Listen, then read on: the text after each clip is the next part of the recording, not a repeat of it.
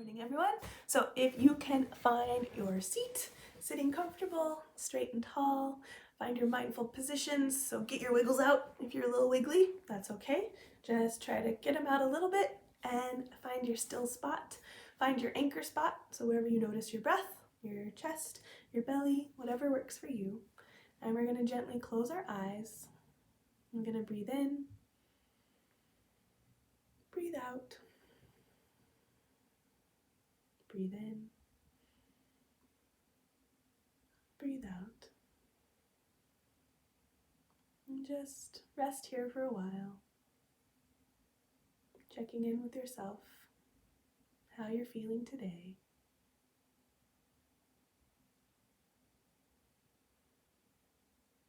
And listen for the sound of the bell.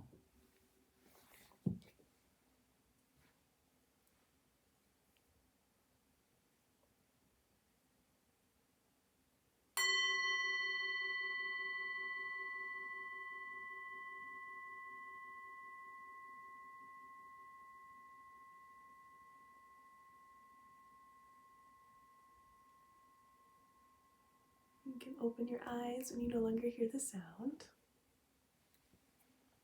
So we're going to continue today another book about penguins. So we're going to continue more about our mindful walking.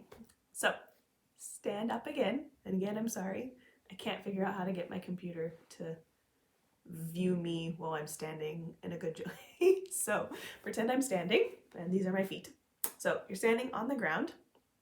And again, I just want you to lift one foot off the ground as you breathe in. And really take a moment here and notice how the foot on the ground feels.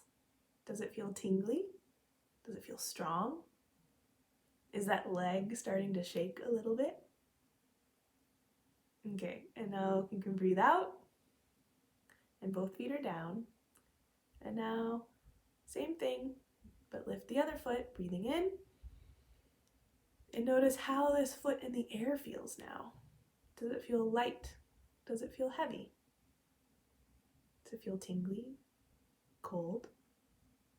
Okay, so then breathe out. Both feet on the ground, solid. So I'm going to give you the next few seconds. Just practice walking mindfully where you are in your room. Okay, so just the next 20 seconds, just walk slowly, lifting up, breathing in, breathing out, breathing in, breathing out. Okay, so go walk.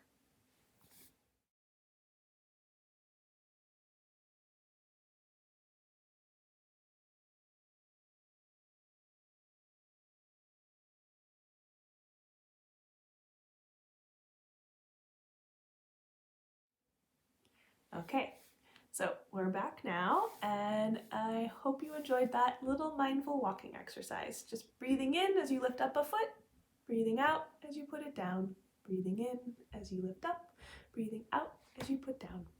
And today we're going to read a book called And Tango Makes Three. So this is written by Justin Richardson and Peter Parnell, illustrated by Henry Cole. And this is actually based on a true story from the New York City Zoo. Yep. Okay.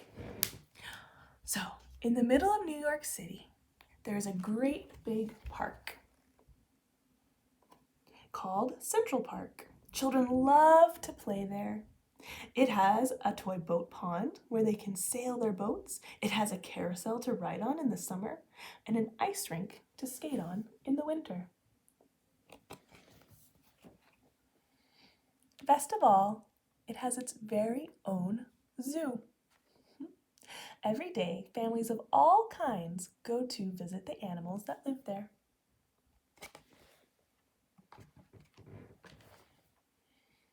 But children and their parents aren't the only families at the zoo. The animals make families of their own. There's red panda bear families with mothers and fathers and furry red panda bear cubs. There's monkey dads and monkey moms raising noisy monkey babies. There's toad families and toucan families, and cotton-top tamarin families too. all these families. And in the penguin house, there's penguin families.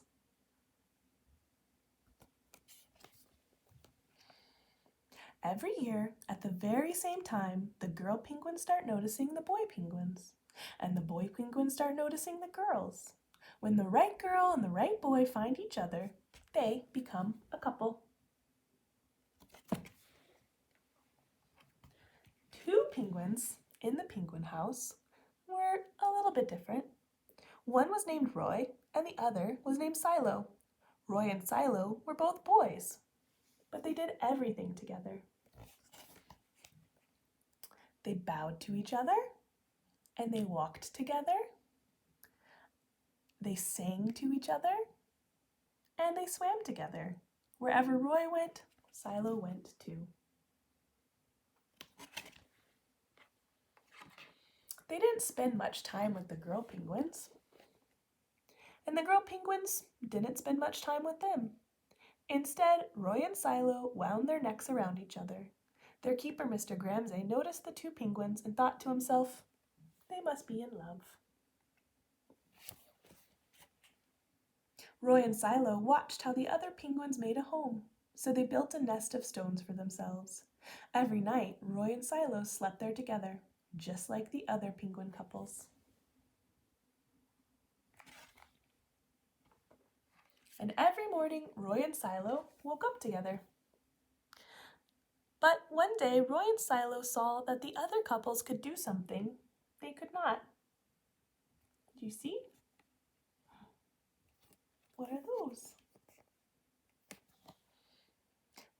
The mama penguin would lay an egg, and she and the papa penguin would take turns keeping the egg warm until finally it would hatch.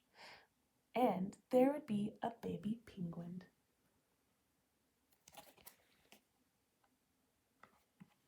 Roy and Silo, they had no egg to sit on and keep warm. They had no baby chick to feed and cuddle and love. Their nest was nice, but it was a little empty. One day, Roy found something that looked like what the other penguins were hatching, and he brought it to their nest. It was only a rock, but Silo carefully sat on it and sat and sat. When Silo got sleepy, he slept, and when Silo was done sleeping and sitting, he swam and Roy sat. Day after day, Silo and Roy sat on the rock. But nothing happened. How do you think they feel? Mr. Gramsay the zookeeper got an idea. He found an egg that needed to be cared for, so he brought it to Roy and Silo's nest. Roy and Silo knew just what to do. They moved the egg to the center of their nest. Every day they turned it so each side stayed warm. Some days Roy sat while Silo went for food. Other days it was Silo's turn to take care of the egg. They sat in the morning, they sat at night. They sat through lunchtime and swim time and supper time. They sat at the beginning of the month, they sat at the end of the month, and they sat all of the days in between. Until one day, they heard a sound coming from inside the egg. Peep, peep, peep, peep, it said. Roy and Silo called back, squawk, squawk, squawk, squawk. Peep, peep, answered the egg. And suddenly, a tiny hole appeared in the egg shell. And then, crack! Out came their very own baby. She had fuzzy white feathers and a funny black beak. Now Roy and Silo were fathers. We'll call her Tango, Mr. Gramsay the zookeeper decided, because it takes two to tango. Roy and Silo taught Tango how to sing for them when she was hungry. They fed her food from their beaks. They snuggled her in their nest at night. Tango was the very first penguin in the zoo to have 2 daddies.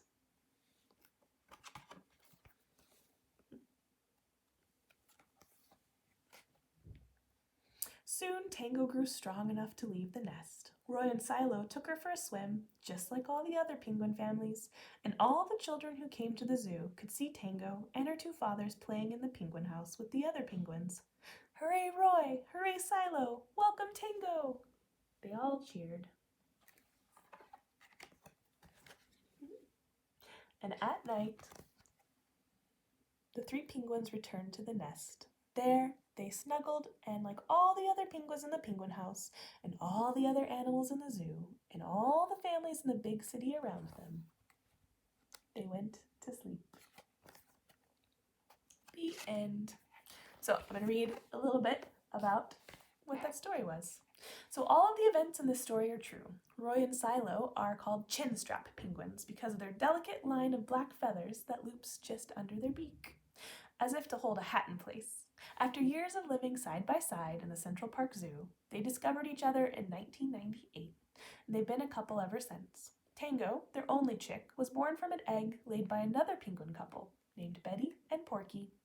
That couple had often hatched their own eggs, but they'd never been able to care for more than one at a time.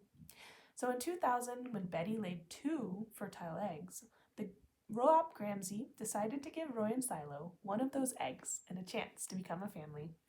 If you go to the Central Park Zoo, you can see Tango and her parents splashing about in the penguin house, along with their friends, including Nipper, Squawk, Charlie, Wasabi, and Pee-wee. There's 42 chin-strap penguins in the Central Park Zoo, and over 10 million chin-strap penguins in the world. But there's only one Tango. The end. Tango makes 3. So again, whoever you are, you're loved, you're worthy of love. You don't have to be like everyone else. Be true to yourself. And for that, I love you all. Have a wonderful day, and I'll see you tomorrow.